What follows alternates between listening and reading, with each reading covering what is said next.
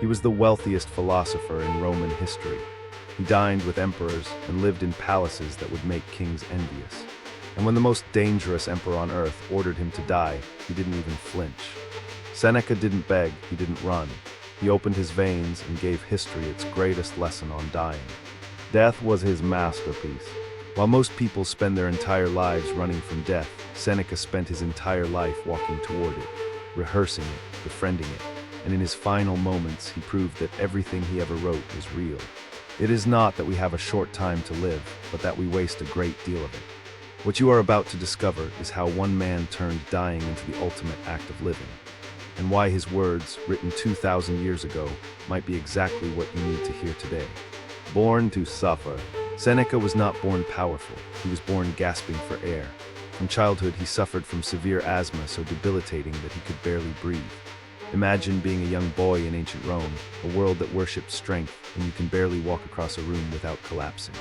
His body was a prison he never chose. The attacks were so brutal, so suffocating, that Seneca later confessed he seriously considered ending his own life. Not out of despair exactly, but because each breath felt like his last. I have often entertained the impulse of ending my life, but the old age of my father kept me back. Think about that, the man who would one day teach emperors how to face death nearly killed himself as a teenager. His suffering did not destroy him, it became his greatest teacher.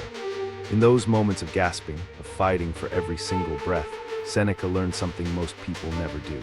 He learned that life is measured not by years but by awareness. Pain is the teacher, and this lesson would shape everything he ever wrote, but his suffering was far from over. Power's shadow. When Seneca was appointed tutor to a young prince named Nero, everyone in Rome thought it was a blessing.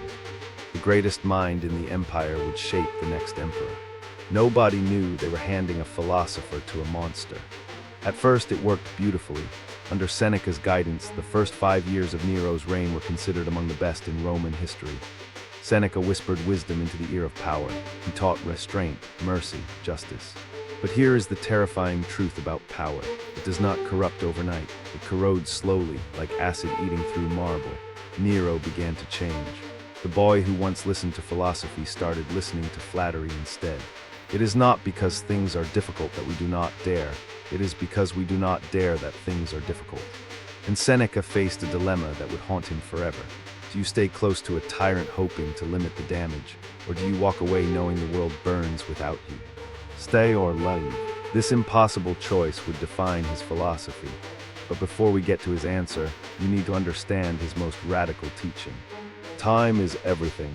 If Seneca could see how we live today, he would weep, not from sadness, from frustration. Because 2,000 years ago, he diagnosed the exact disease killing us right now, and he wrote an entire book about it. Time. In his masterpiece on the shortness of life, Seneca made an argument that still cuts like a blade. Life is not short, we make it short. We give away our time to things that do not matter. We scroll through meaningless content. We chase promotions we do not want. We worry about things that never happen. 1. We waste time on people who drain us. 2. We postpone living for a future that may never come. 3. We confuse being busy with being alive. If Seneca's wisdom is hitting you where it hurts right now, hit like and subscribe to unlock more treasures from the vault. Because what comes next might completely change how you spend your days. People are frugal in guarding their personal property, but as soon as it comes to squandering time, they are most wasteful of the one thing in which it is right to be stingy. Every wasted hour dies forever. Seneca understood this with terrifying clarity, and his solution was radical.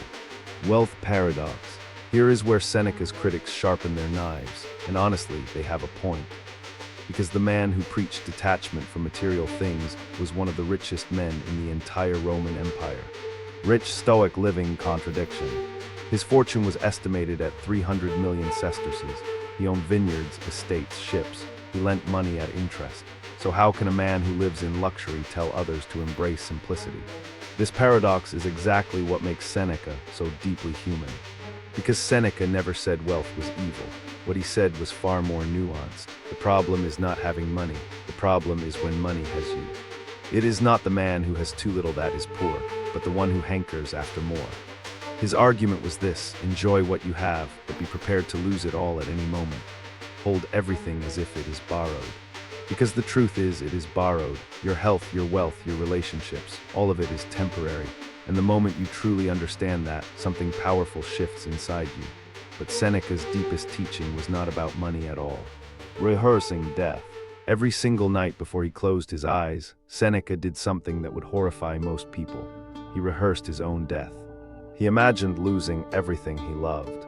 His wealth, his status, his family, his body. He visualized it all being stripped away piece by piece until nothing remained.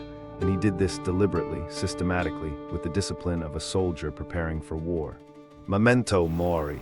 This practice, known as premeditatio malorum, was Seneca's secret weapon against suffering.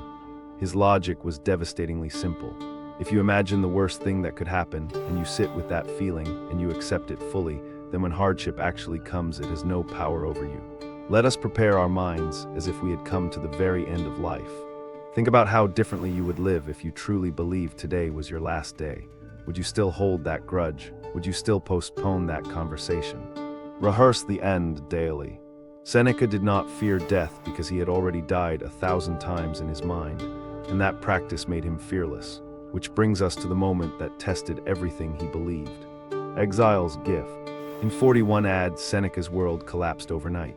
Empress Messalina accused him of adultery, a charge most historians believe was fabricated.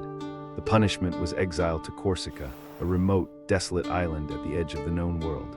From the marble halls of Rome to a rocky wasteland in the sea. For 8 brutal years, Seneca lived in isolation. No power, no influence, no luxury, just a philosopher alone with his thoughts on a barren island. Most men would have crumbled. Seneca did something extraordinary, he wrote. Exile became his classroom. His consolation letters from this period are among the most powerful things ever written about suffering. Because Seneca discovered something in that exile he could never have learned in the palaces of Rome. It is in times of security that the spirit should be preparing itself for difficult times. Everything external, your title, your wealth, your reputation, can be taken in a single day. But what lives inside you, your wisdom, your character, your capacity to think clearly? Unbreakable. No emperor, no exile, no punishment can touch that. When he returned to Rome 8 years later, he was more dangerous than ever, not because he had more power, but because he needed nothing, and what he wrote next would become immortal. Letters of fire. Near the end of his life, Seneca began writing letters to a young friend named Lucilius. These were not ordinary letters. They were blueprints for living. 124 letters covering everything from anger to grief, from friendship to the fear of death. Each letter was a compass pointing toward inner freedom. What makes these letters extraordinary is their honesty. Seneca does not write as a perfect sage looking down from above. He writes as a man still struggling, still fighting his own demons. He admitted his failures openly, and that is what makes him trustworthy. In one letter, he confesses he still fears pain. In another, he admits he gets angry too quickly. In another, he reveals he sometimes wastes entire days doing nothing meaningful. We are more often frightened than hurt, and we suffer more in imagination than in reality. This separates Seneca from every other philosopher of his time.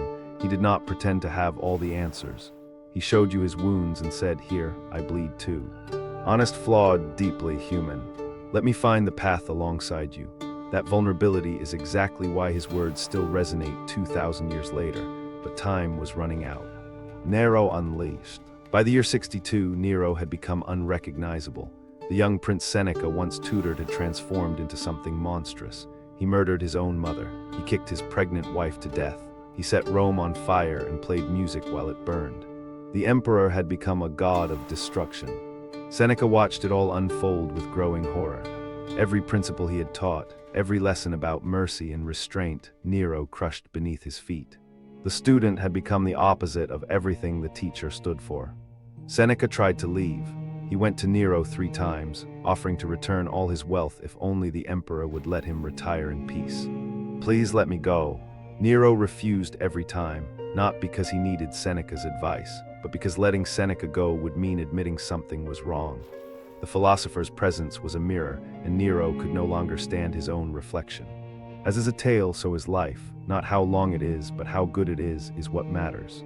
Seneca was trapped, a philosopher caged by a madman, and the final act was about to begin. The final order. In 65 AD, Nero's paranoia reached its peak.